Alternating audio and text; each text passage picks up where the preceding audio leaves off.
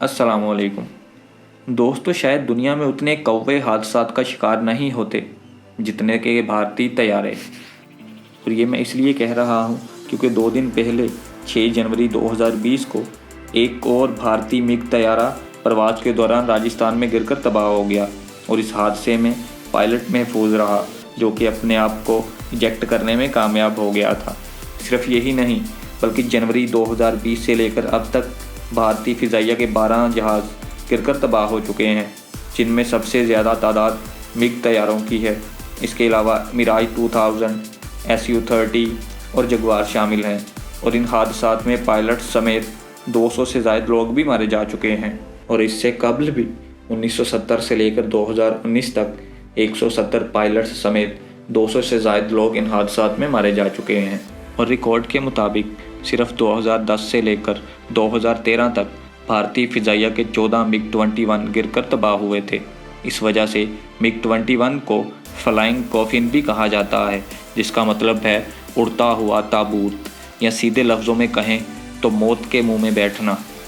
तो अब सवाल ये पैदा होता है कि मिग-21 के हादसात के पीछे वजूहात क्या हैं, और इन हादसात के बावजूद भारत मिग-21 क्यों उड़ा रहा है।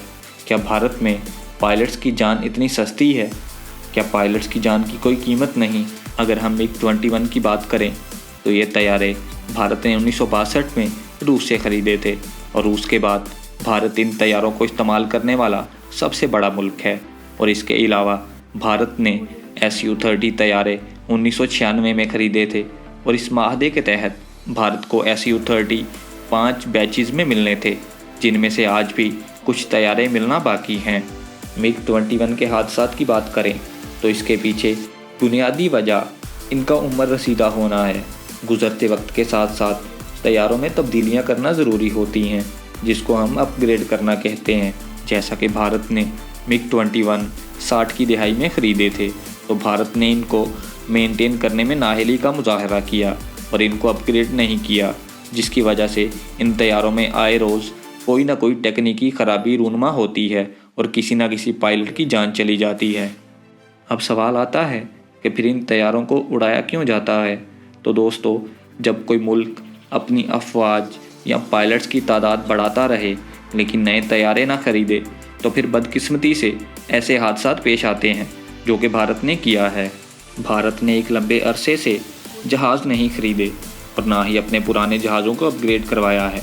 यही वजह है कि भारतीय पायलट्स आज भी ये पुराने जहाज़ उड़ा रहे हैं और अपनी जानों को ख़तरे में डाल रहे हैं।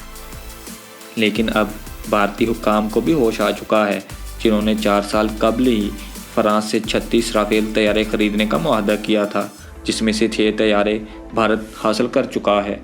इसके अलावा पिछले बरस 2020 में ही भारत ने रूस के साथ $2.4 बिलियन के एवज़ एक मुआहदा किया है, जिसके तहत रूस भारत को 21 मिग-29 और 12 Su-30 तैयारे फराहम करेगा। उसके साथ साथ भारत के 59 पुराने मिग-21 और Su-30 तैयारों को अपग्रेड भी किया जाएगा। और ये सब भी चाइना के साथ बढ़ती कशीदगी को मद्देनज़र रखते हुए किया गया है और इसका सारा क्रेडिट चीन को जाता है। और भारतीय पायलट्स को चीन का शुक्रिया अदा करना चाहिए, क्योंकि अगर चीन भारतीय हुक्काम को ना डराता तो भारत शायद अब भी अपने पायलट्स को मौत के मुंह में ऐसे ही छोड़ देता। तो दोस्तों, एक तरफ भारतीय फ़िज़ाइया और बाकी अफवाज के ये हालात हैं और दूसरी तरफ भारत जंग के ख़तरात मोल ले रहा है, जो कि भारत के लिए नुकसानदेह और इंतहाई घाटे का सौदा होगा। तो भारत को अपनी दिफाई सलाहियतों को मद्देनज़र रखते हुए और हकीकत पसंदाना सोच अपनानी चाहिए और इन सब हरकतों से बाज रहना चाहिए, जो कि भारत के लिए बेहतर होगा। वरना भारत का जो हश्र होगा वो आने वाले वक्त में बच्चों को तारीख़ में पढ़ाया जाएगा। इसी के साथ मैं आपसे इजाज़त चाहता हूँ। अगर वीडियो अच्छी लगे तो लाइक कीजिएगा, सब्सक्राइब भी कीजिएगा। फिर मुलाकात होगी आपसे एक नई वीडियो के साथ। तब तक के लिए अपना ख्याल रखिए। अल्लाह हाफिज़।